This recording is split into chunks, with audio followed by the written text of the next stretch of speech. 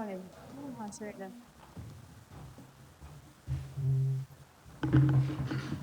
Everyone, welcome back. Morning. Good morning. Thanks for joining us at St George's Park ahead of a busy international window in October.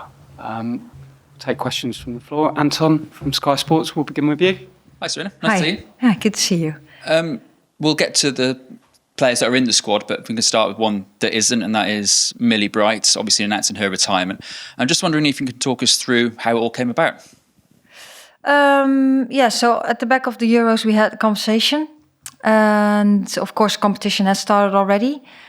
And Millie told me that she was going to retire from international football, which is also now spread in the world. So, I thought we had a very good conversation. Of course, she has been huge for us, for me, for the team, on and off the pitch. Also, even before I came in, she has been a great personality and a leader on and off the pitch. And I'm just really grateful that I've been just a little bit part of her journey. And grateful that she's been part of my team, because she has had a massive influence on and off the pitch, what I just said. So, that's basically how it went. You admitted before the Euros, when Millie Bright pulled out, that you respect her decision, but you'd have liked her to have been available for the summer. Did you want her to be available for the build-up to the World Cup in 2 years' time? Yes, of course I wanted that. As the same, like before the years, what she said, she wasn't ready and she needed to get things sorted. She's still a very good player, so I want her in the squad. But I totally understand the decision she makes for life.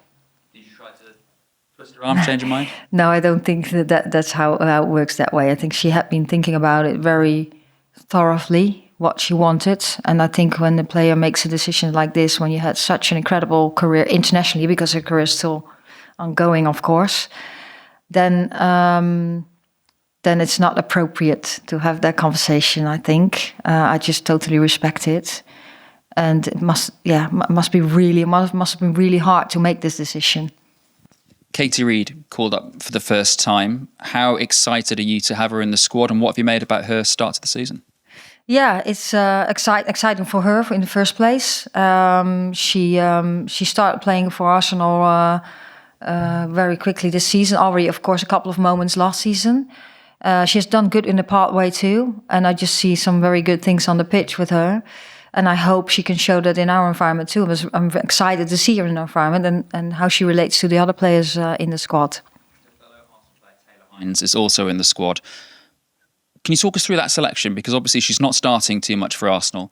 And also she hasn't long made her debut for Jamaica after, previously represented England at youth. So that doesn't sound like an easy thing to get done either. No, we have been following Taylor for a long time. Of course, she has gone through the pathway.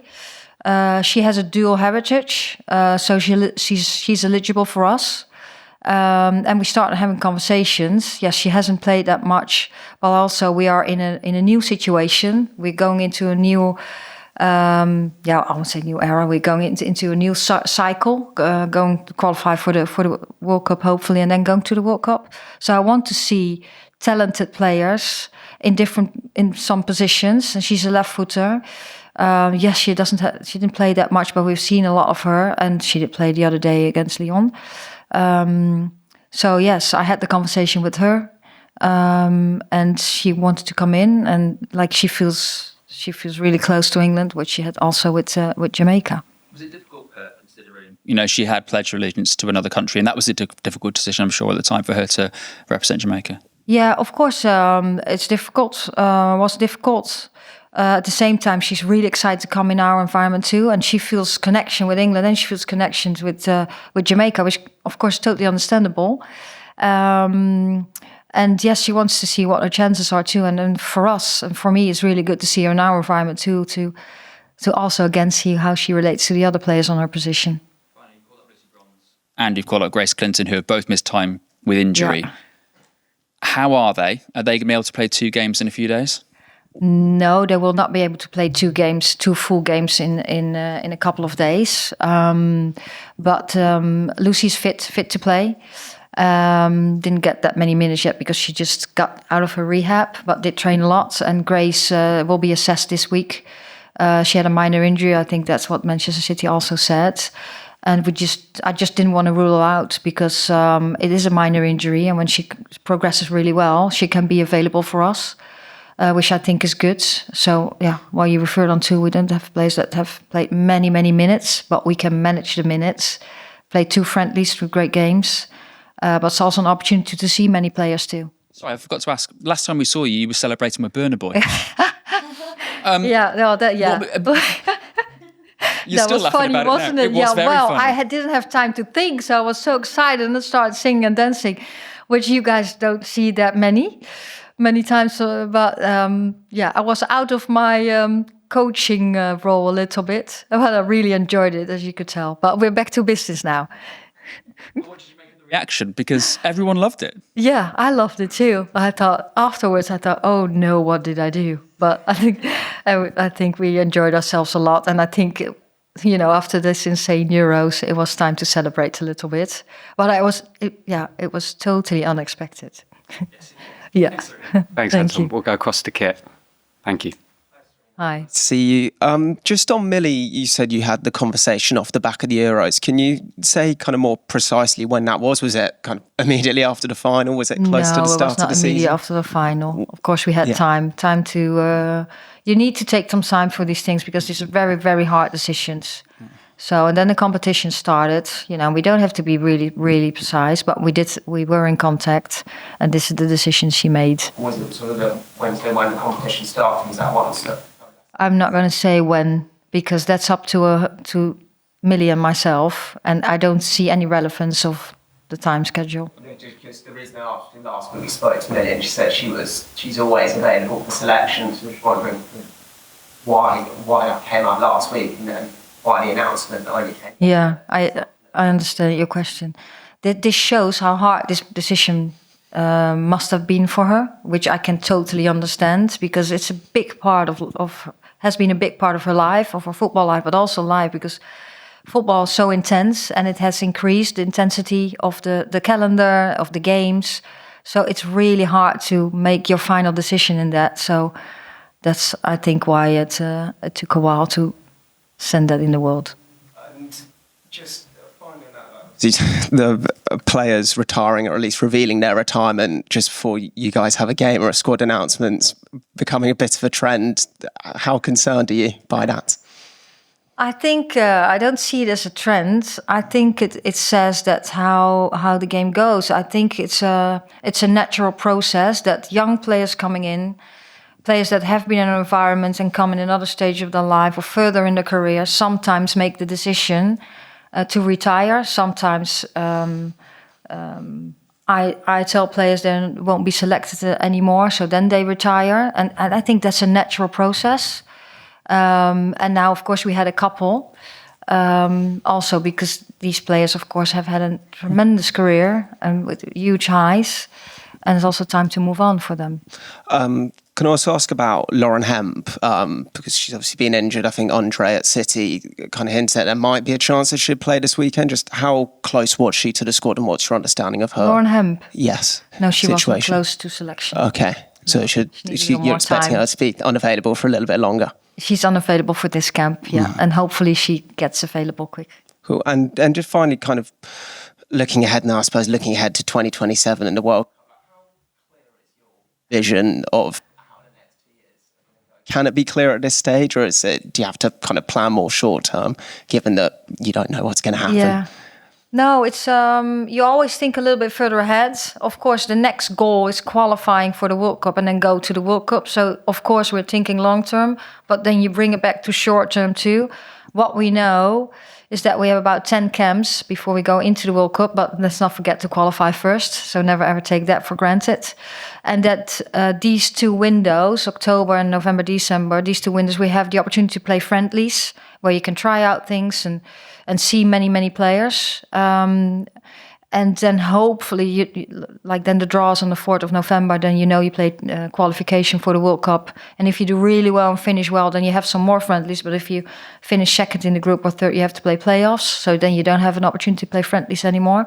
So we know those things. What we want to get, of course, to is get as many opportunities to see many players, but also keep winning games. And yes, you know that the game is changing a lot too. So we have reviewed the Euros. We're watching other countries too. So what are the trends? What do we see from our style of play? What do we really want to develop? And that's we're on the stage now. We first have that conversation with the players how we want to move forward. Thanks. Thanks, Kit. Go across to Charlotte. Hi, Sarina. Nice Hi. to see you. Maya Letitia, where do you see her best position? Is it right back or centre back? I know what you want to hear. No, I think she plays centre back every single game, and I think she has good performances. But I also think that for us, her first position still is the right fullback position. But we also know she can play centre back. And we've spoken about the euphoria of the Euros. How do you, as a manager, cope with the kind of highs and then the come down, I suppose, after such a euphoric tournament? Yeah. Well, I just, of course, we celebrated a little bit, but then I just take a little bit time off. That's what I do and did.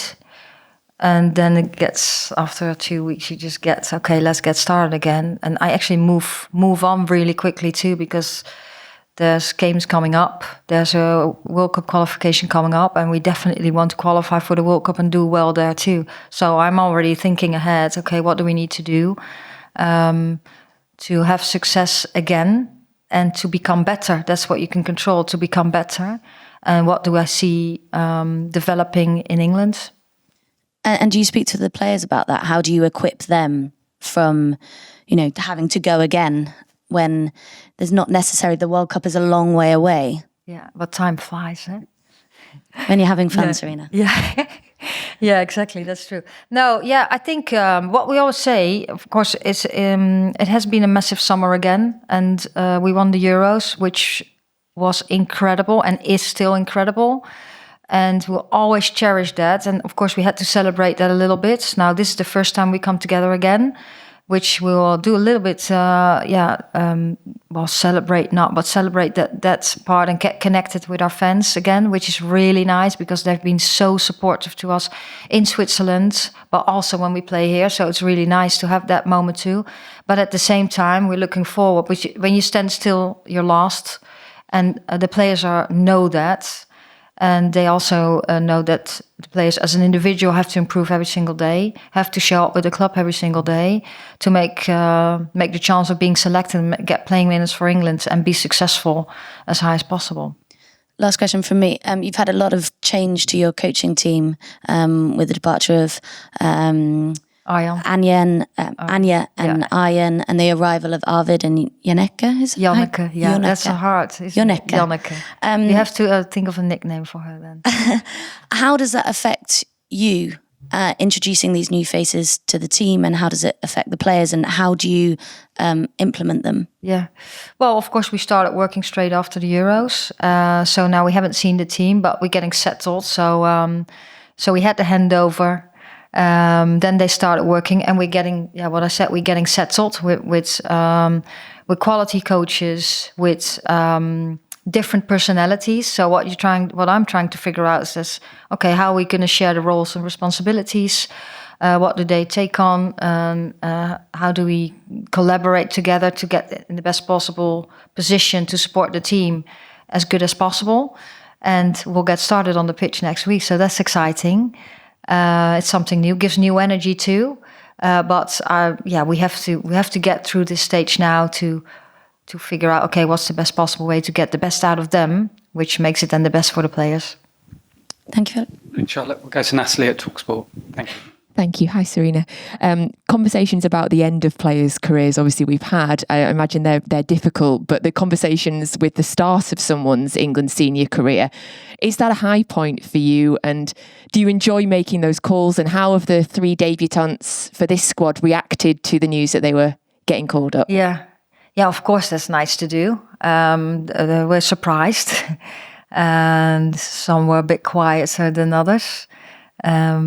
I don't think, they did expect it that much. So it's really nice to give that message. And then at the end of the day, of course, it's still a week to go. They come in and I hope they just go out there and play football and show what they're about. Just to follow up with regards to Taylor Hinds, of course, you said that you didn't persuade Millie to stay. So I imagine you don't want to persuade someone to choose England. So were the conversations kind of always open with Taylor from the pathway to now? I guess I'm kind of wondering who made the first move. Yeah, I made the move. I gave her a call that we wanted to bring her in, and then the conversation started. Knowing that she's eligible, of course, and of course we've been following her. But like what you want is we're here now. See what she can bring for our team and what her level is, and then we'll see what the future will bring. Since the Euros, both Jess Park and Grace Clinton have swapped colours in Manchester.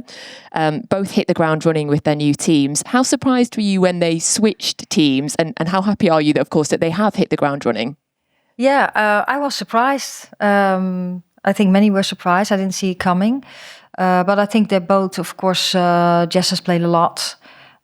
She looks in a very good place and enjoying herself, as Manchester United is in a good place. And of course, Grace, I think she's enjoying it. I've spoken to her. She's really enjoying it. And of course, she had an injury and now she has a little niggle again. So she didn't get that many playing minutes, but she's really enjoying so far her step to City. And the last one for me, just a word on the games, of course, being played in Derby and Manchester. How much do you and the squad like being able to take your games around the country and bring the games to fans more north of England, in the Midlands and the north, of course? Yeah. Of course, it's nice to see fans, and it's for the fans nice when you move a bit at moments, so everyone gets an opportunity to see us. And now we're up north a little bit. And it's exciting. We haven't played in Etihad, I think. And so that's exciting. Many people come watch us. And Derby, have never played in Derby either. So it's just really nice to connect there too. And as I said before, it's so exciting to see the fans all the time. They're so enthusiastic. But even in Switzerland, that was a move too. So I heard there were like 40,000 English people in Switzerland, which is a lot, which is a grow. And we were overloaded in the stands all the time in that tournament, even when we were abroad. So that felt really good. So it's really nice to go back. Thanks, Natalie. We'll go to Emma at BBC. Thank you. Hey, Sarina, nice to see you. Just a quick one from me, really, on Lucia Kendall, because I saw she was named as a midfielder in the squad. I know she's played in several positions throughout her career. I just wondered, can she be a full-back option for you as well, or do you see her as a midfielder? Yeah, at the moment I see her as a midfielder. I think she has performed really well for Aston Villa, and I really want to see her there. And what is it about her that's really kind of excited you? It's like her game understanding, reading the game really well, being tough in duels, but also in possession doing well. I think her positioning, most of all positioning, game understanding, I thought was really good. Thank you. Thanks. Any final questions from the floor? If not, we'll see you next week. Thanks for your time. Thank you. See you next week.